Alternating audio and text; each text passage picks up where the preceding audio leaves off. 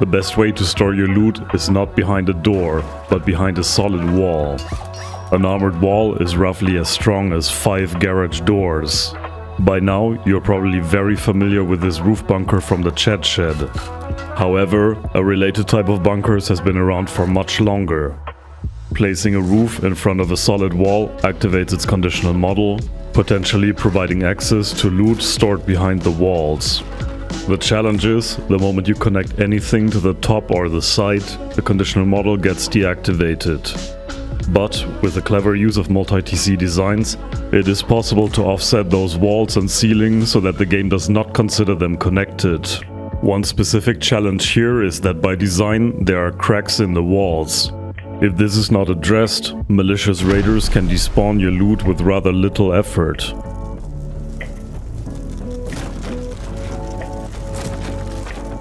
With a bit of luck, some of the loot stashes may end up near the cracks. Raiders may not be able to retrieve all the loot, but if they want to get rid of you, that's all it takes. Another challenge is that the bunker modules require space, and thus primarily were popular in large clan bases.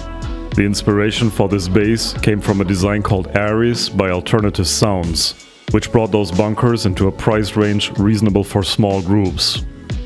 My goal for this video was to see how much further I could shrink the footprint while still having 3 of those bunkers and addressing the issue with the cracks at the same time. Meet the Tycho. It features 3 roof bunkers wrapped around the smallest viable footprint I could identify. The cracks are countered in 2 ways. First, I used the conditional models of the adjacent walls to visually cover the gap. Second, the loot rooms use vending machines to seal the crack. Vending machines have even more advantages. They're very space efficient, they can absorb 9 to 10 rockets, and if destroyed, despawn the loot, which can force raiders to make hard decisions mid-raid, the least ideal moment. The build cost is about 35k stone, 31k metal and 650 HQM to build. The daily upkeep is about 6k stone, 9k metal and 150 HQM across all 4 TCs. With up to 6 beds on the shooting floor, I would recommend this base for a group of 3 to 6 players. The 3 external TCs not only keep the upkeep manageable, they also make it much harder to grief the base. The cheapest way I could find to raid one of the bunkers without despawning any loot was 19 rockets. Given that you need to overcome the compound and the turrets as well, this easily pushes the total raid cost above 60 rockets. However, you need to know exactly what you're doing and place those rockets perfectly. Please let me know your strategy if you find a way to full raid the base for fewer rockets. A more likely scenario in a brute force raid is that after 16 rockets, raiders are faced with an extra 9 rocket obstacle and the question whether they should continue and risk despawning your valuables. The cheapest way to raid all TCs I could find was 27 rockets for the core and 7 for each of the external TCs for a total of 48 rockets. This again assumes that raiders know exactly what they're doing, be lucky to pick the right angle and place their rockets perfectly. A realistic raid, in particular one that does not take place offline or on a dead server and thus cannot be optimal, will easily end up north of 70 rockets. The base has been available on Sanctuary under the working title Triquetra for some time. I want to thank everyone who gave feedback, in particular Sir Fungoid, Rusteddy and Zedge. Use the code on the screen to load it in Builder Sanctuary and see if you can make it even better. My hunch is that the base can still be improved. But with the time constraints of being a father, it was making the video now or never. I'm looking forward to see your remixes. Let's take a tour. We begin the tour at one of the external TCs. The line of wall frames carries forward the building privilege to a minimalistic gatehouse. The gatehouse is optimized to prevent laddering easily into the compound. The turret pointing inwards not only guards the large furnace, it is also situated ideally to counter raiders. The compound is split into 3 equal sections.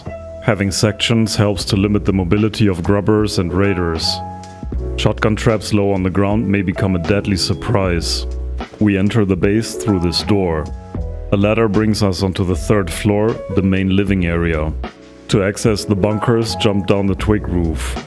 Note how the vending machines form a solid second wall. Raiders who do not want to risk despawning any loot are forced to raid from the side or the top. A shotgun trap below the roof acts as failsafe if raiders manage to get this far while the bunkers are still open.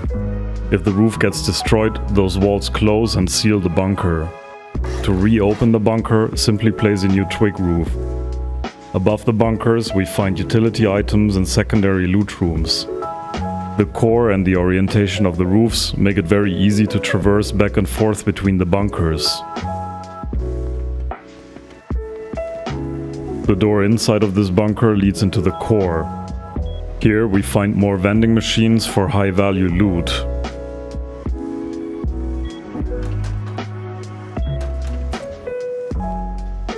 The TC is protected by this vending machine.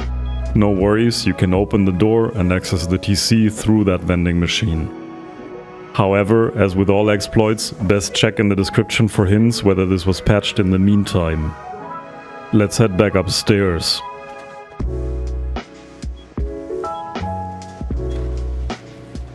Next to the secondary loot rooms are 3 jump ups to the shooting floor. I kept the shooting floor quite basic with windows and external peaks.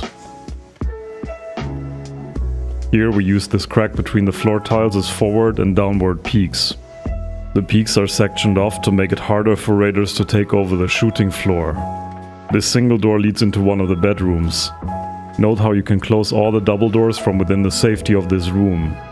Each bedroom comes with 2 lockers, a box and 2 beds. The main reason for using shop fronts instead of solid walls is that those stone wall frames are the best bet for covering the gaps.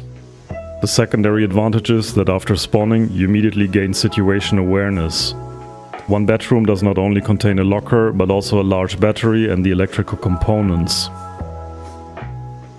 While there are no dedicated inner peek downs, once raiders destroy the garage door below this doorway, you can peek into the living area. This ramp leads onto the roof. I kept the roof open for you to make it your own. The main defense mechanism are the 3 auto turrets above the exits. In concert, they cover every angle within those roof ramps. I automated the doors with heartbeat sensors to create a nasty surprise for that raid party that tries to land on your roof. The roof ramps are placed strategically onto neighboring base parts to give you those old school cracks. Onto the build. This base is best built from a dedicated starter base. While it comes with a starter unit, it does not hold much storage until the bunkers are completed.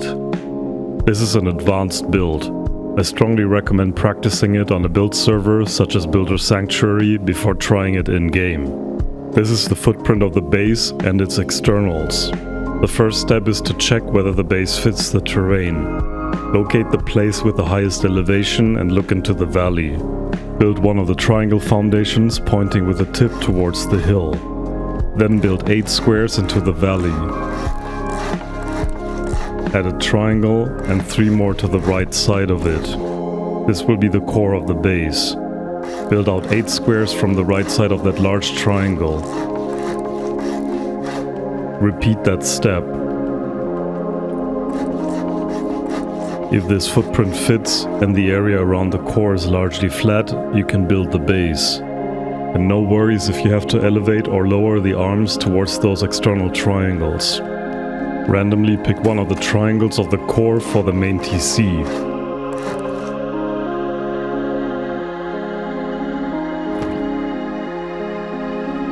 Secure it with a door. Now that you have building privilege, run to the outer triangles and upgrade them so that they cannot be destroyed by random nakeds. Then demolish all square foundations apart from the ones closest to the core.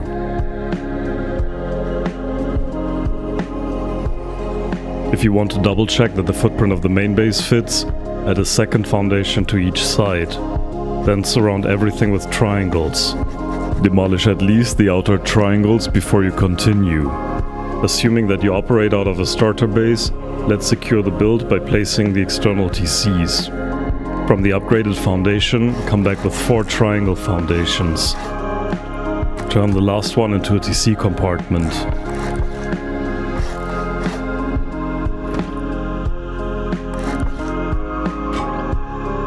Disconnect the foundations behind the TC to let them decay. Repeat this on the other two sides. Use whatever you feel most comfortable with to protect the TC. Use glass windows if you have them. Use double doors if you will rely on garage doors. Use single doors if you will be getting armored doors. Congratulations, you have successfully secured the build site. Let's turn the core into our starter unit. Place a twig half wall to the left of the TC. This will become our jump up. Upgrade the 3 triangles and surround them with walls. Leave one side of the ceiling open. Add a twig jump up below it. Close off the space above with a single door.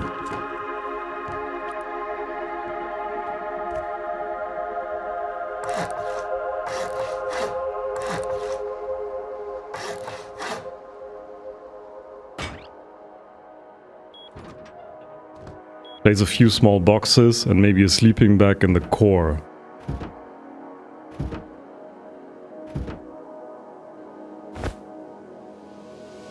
Once you get furnaces, use those as jump up instead of the twig floor tile.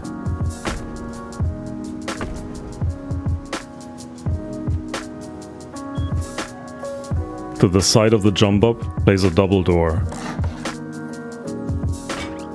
Surround the rest of the second floor with walls.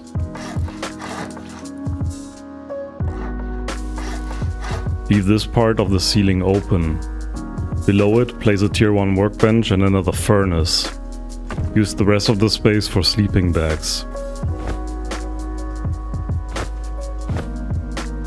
Above the workbench, create a temporary roof access by placing 2 double doors, one facing the side, one facing inward.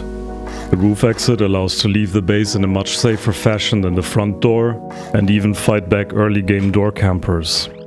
If you add 2 twig floor tiles, you can even land a minicopter up here. To increase the storage capacity, head down to the core.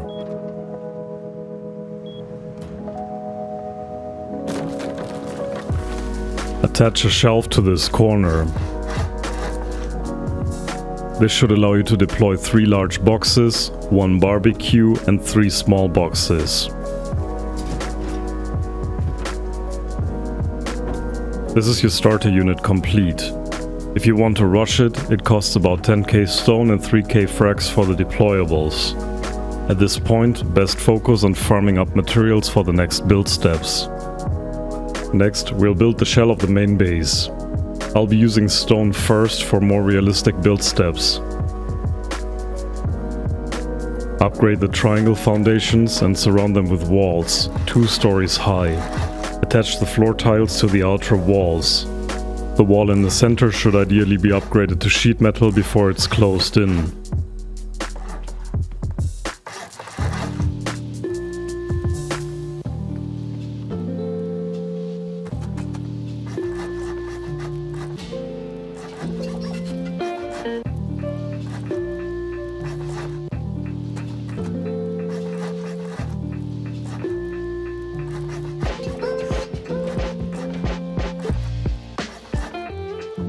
Head to the external TCs.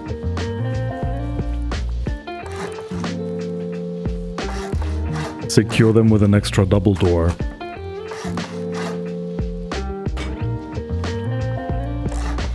Build 7 triangles in a diagonal towards the main base. Add 3 more triangles in the other direction until they reach the core. Destroy the square foundation to the right. Then build another set of triangle foundations as shown. Place a double door here in the center. Close the remaining gap with walls, 2 stories high. At the side, use stone wall frames to further cover the cracks between the base parts.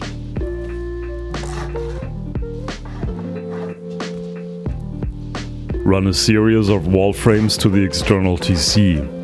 They will prevent other players from disconnecting it by soft-siding the foundations. Repeat those steps on the other 2 sides.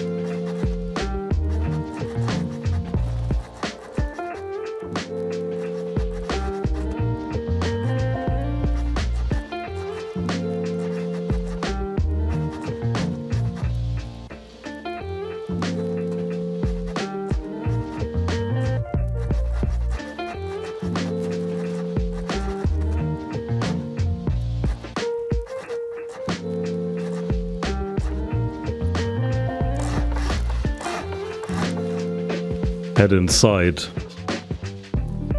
Add a twig triangle as jump up above the missing foundation.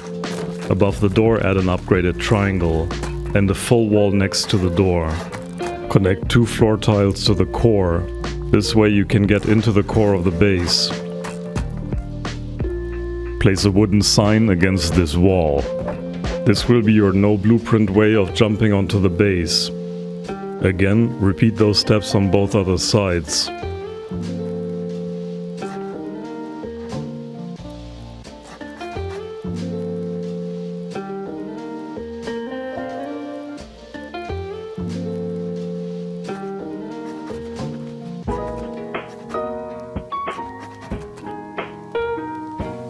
Next, let's turn the section into the first bunker to get some durable storage.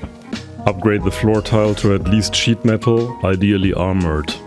For the ceiling, add a triangle floor frame and 3 more floor tiles here. The square should at least be sheet metal too.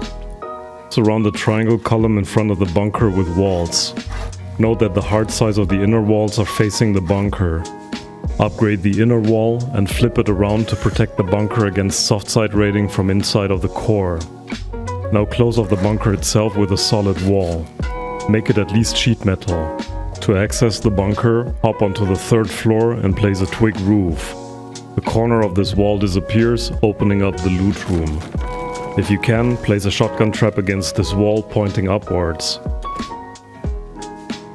The shotgun trap will destroy the twig if an enemy player approaches, which closes the bunker automatically.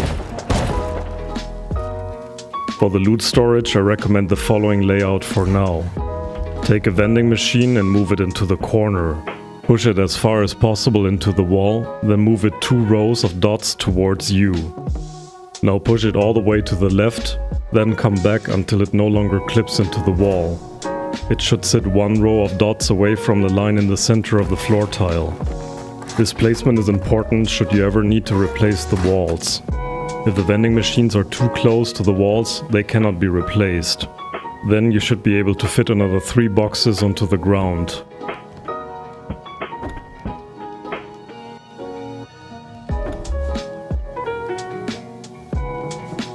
The other 2 bunkers are built the exact same way.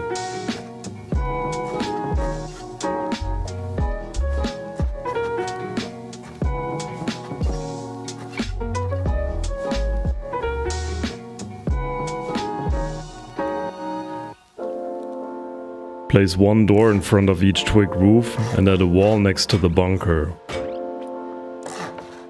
Close off the ceiling.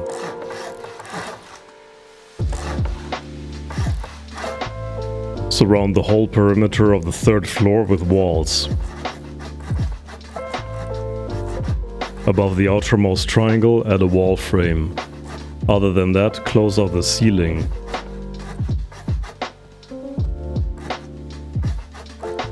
Attach the square floor tiles to the core. Secure the roof exits with a wall and a double door.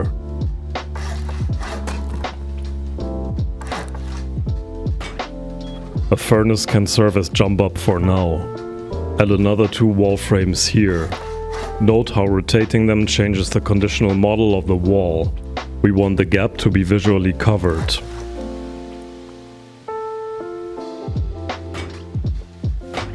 Above the 2 triangles that are attached to the core, create another loot room with half-height floor tiles. Upgrade those floor tiles now or you won't be able to reach them later.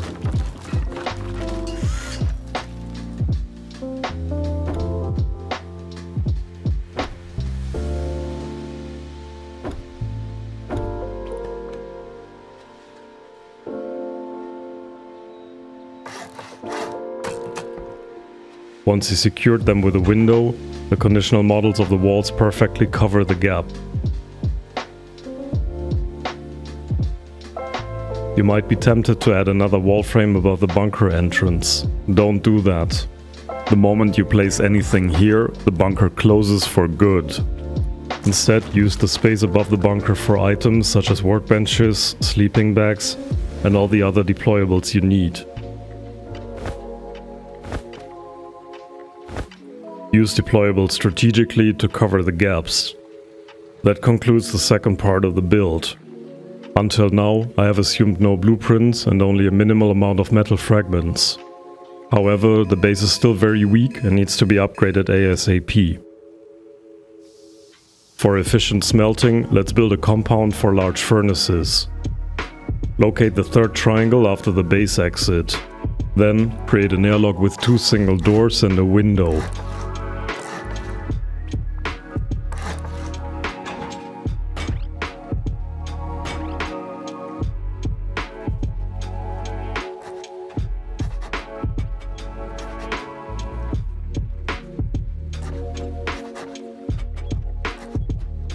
You will need 15 high walls, 5 for each side. Looking from the outside, clip one of them into the right side of the airlock, parallel to the base. Then clip one into the left side of the neighboring gatehouse, again parallel to the base. You might have to destroy any foundations on the ground to be able to do that. Continue with 2 more walls in a straight line.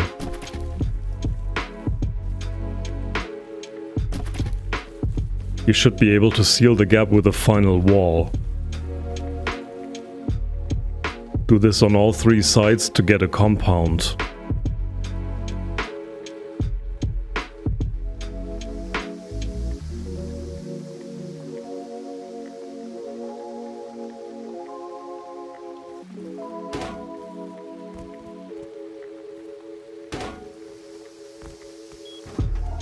To divide the compound into 3 separate sections, place a double door into this wall frame. In each section, deploy 1 large furnace and line of sight of the gatehouse. With 3 large furnaces cooking, it should not be hard to smelt all that metal that you need for the upgrades. To prevent grubbing, hop onto the compound gatehouses, add half walls and a ceiling. Then place a barricade on top of them.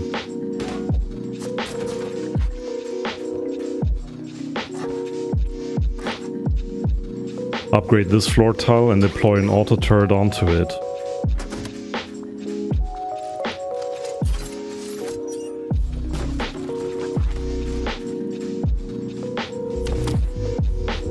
For now, feel free to run those auto turrets via small batteries, charged by a single solar panel each. Here I place the solar panels on the ground with the small batteries behind the entrance.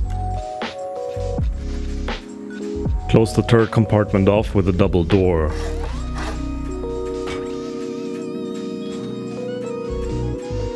I'd also recommend to deploy shotgun traps against the wall. You never know when they might catch an unsuspecting raider off guard and buy you some valuable time.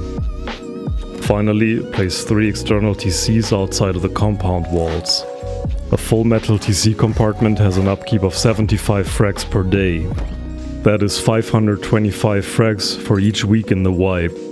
Leave a sufficient amount of frags in the TC, then close it off for good. Let's turn our eyes to the main base again. We first upgrade the areas around the tool cupboards to make it harder to evict you from the area. Enter the core and clear out the first and the second floor. Destroy all the twig we used so far. Close off this part of the ceiling and install a ladder hatch instead. Upgrade all foundations, the ceiling and all walls to armored. If you cannot reach the wall behind the TC, open the console via F1 and type client.lookradius 0.1. This will make it easier to target the wall behind the TC. If that does not work, upgrade the walls later from below the bunkers. Add a door frame into this corner.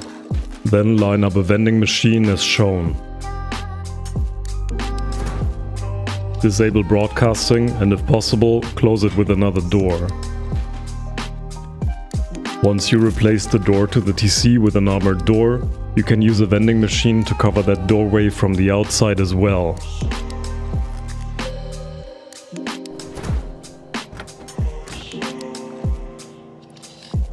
You can still open the door and access the TC through it like this. Do this last upgrade as early as you can, as it significantly increases the survivability of your base. Add a garage door in front of the chute.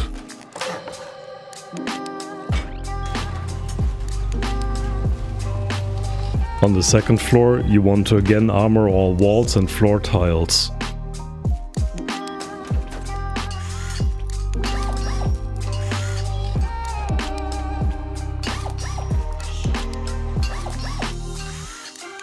Rotate those bunker walls back. Close off the former roof axis while you're at it. Now create floor tiles at half height and run them through the core.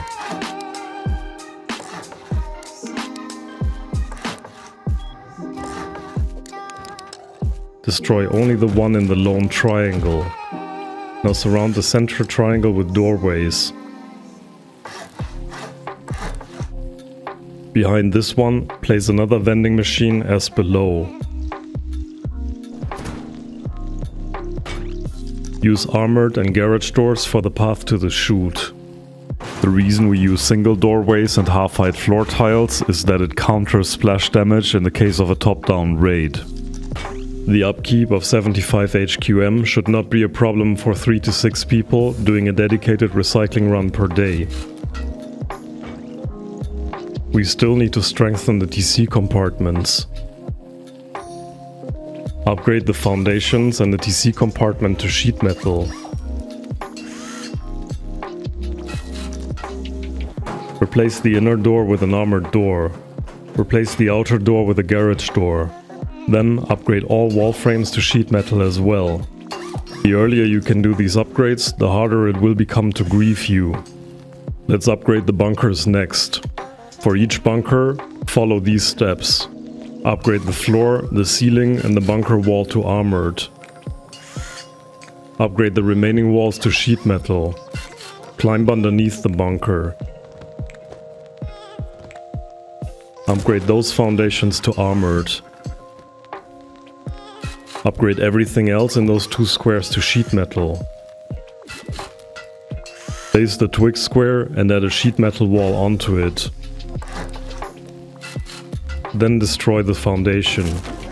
Destroy the jump up and place a metal foundation into the gap.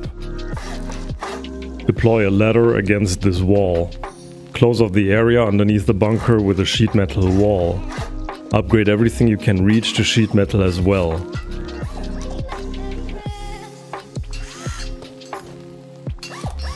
Add a garage door here. Close off the triangle above the exit. Then add a ladder hatch to finish this part.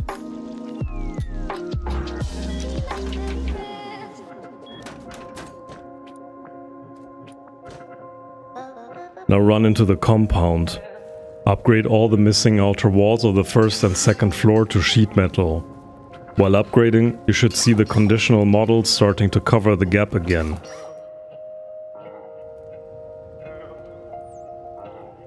Let's continue the upgrading with the third floor.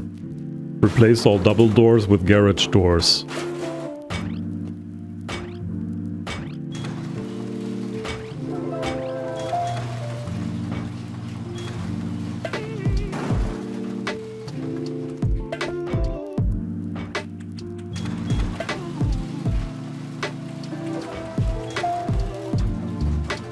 Protect the roof exits with ladder hatches. Use the space below them for extra furnaces if you like. In general, you want all the walls of the core to be upgraded to sheet metal. That includes the wall frames holding the garage doors.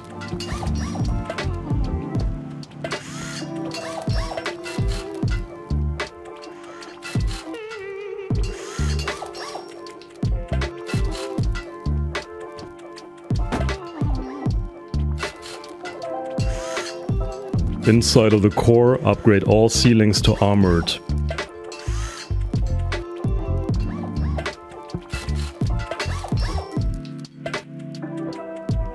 Head onto the roof.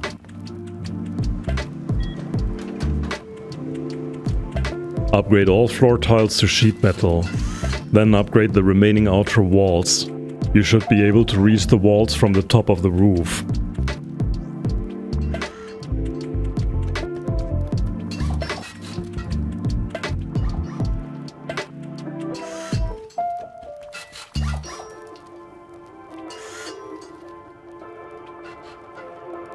The one thing that remains is to bit by bit retrofit all loot rooms with vending machines. Close yourself into the bunker. Place a second vending machine to the right of the first one. Again, resist the urge to push it into the wall.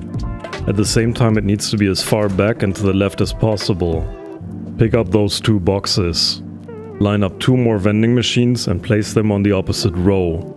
Be careful not to place them too close to yourself or you may get stuck. In the case of the TC loot room, leave out the 4th vending machine.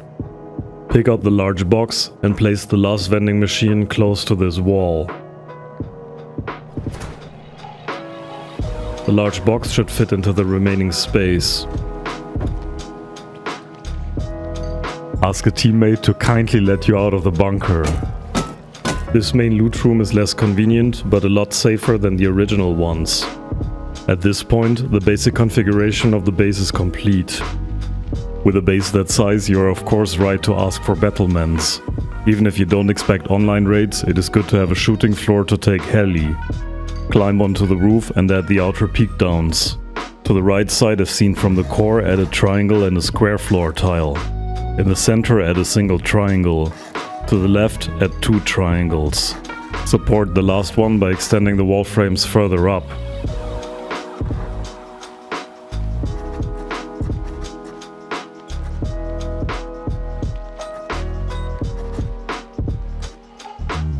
To give you some basic defense capabilities, surround the perimeter with windows. Next, we'll build the bedrooms. Head to the center of the base.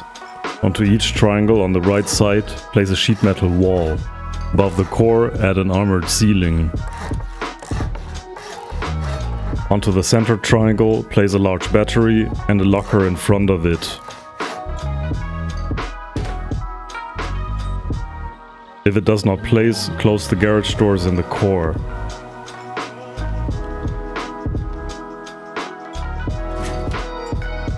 Close off the compartment with a window frame and embrasures.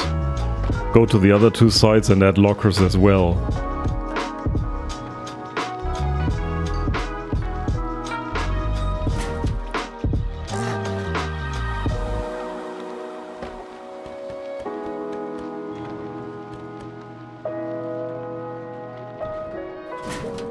When you go offline, further protect them with glass windows.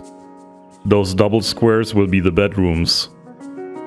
Diagonally across the locker, place a single door.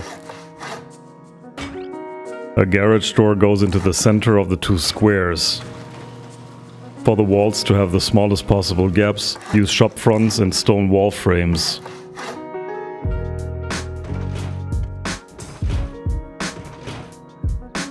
For the ceiling, attach a stone floor frame to the core. Then attach a solid sheet metal ceiling against the outer wall. This effectively seals the gap in the ceilings. Use the space as you like. I recommend 2 beds, another locker, a large box, and a shotgun trap.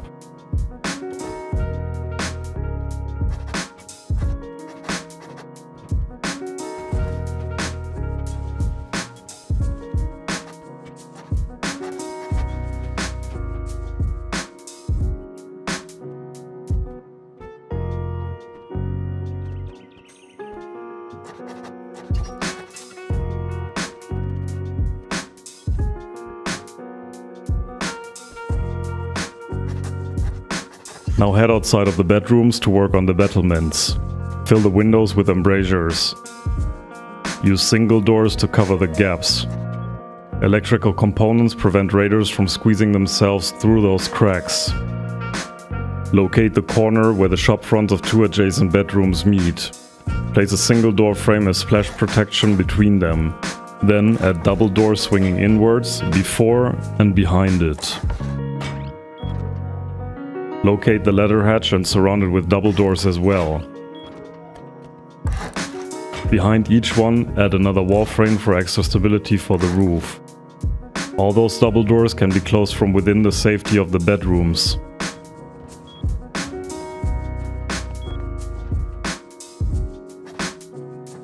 You may be wondering about the inner peak downs. The base does not have any purposefully built ones. However, once raiders blow out those garage doors, the cracks in the shooting floor allow you to send a rocket into the main living area. Climb onto the roof. Standing on the windows carried by the overhanging triangle, add a triangle roof piece. Above it, add a triangle floor frame. Then close off the remaining ceiling. Above those triangle roof ramps, add roof exits with half-height floor tiles embedded. Use them for auto turrets pointing inwards. These will counter top-down raids.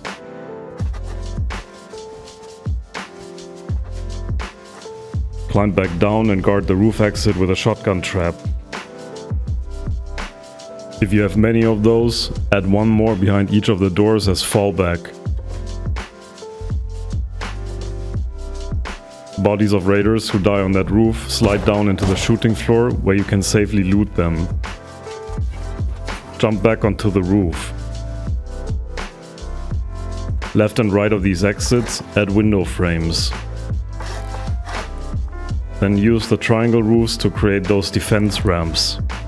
Place the outer ones first and the inner ones second. Only use triangle roofs or you might risk connecting the core with an external base part, causing one of the TCs to break.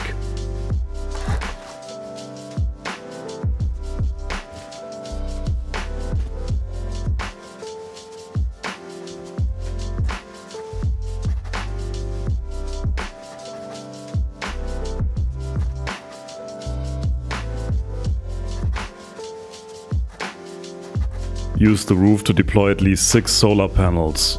I recommend spreading them across the roof so that it's as costly as possible to take them out from the air. Run all of them into the large battery.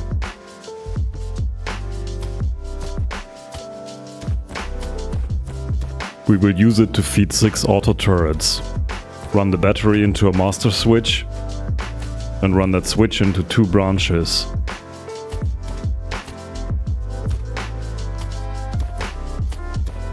Branch of 31 units of power into 2 splitters. This gives you 6 connections with exactly 10 power to run 1 auto turret each. First, feed the 3 auto turrets on top of the roof.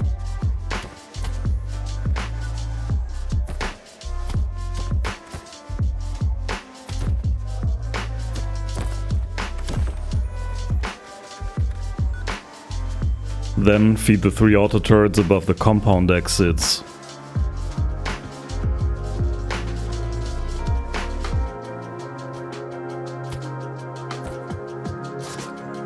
Since you're now running the external turrets from the battery in the core, we can use the solar panels in the compound for a different set of auto turrets. I would recommend placing 1 auto turret behind each of the garage doors of the external TCs. You'll never know when you get the chance to open one of those to aid you in a raid defense. You can also run another 7 units of electricity into a 3rd splitter. Then head to the roof exit doors. Pair each of them with a door controller. Outside of them, place a heartbeat sensor and run it into the door controller.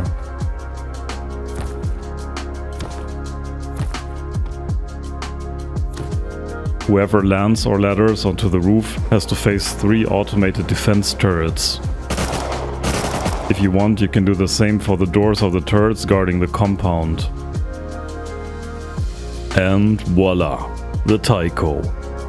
Let me use the opportunity to express my gratitude for the fact that 100,000 of you chose to subscribe to my channel. I am absolutely humbled by your unwavering support and appreciation over the last few years for what I consider my hobby, my place to unwind. As always, may the base bring you safely through the wipe. Evil Wurst, out.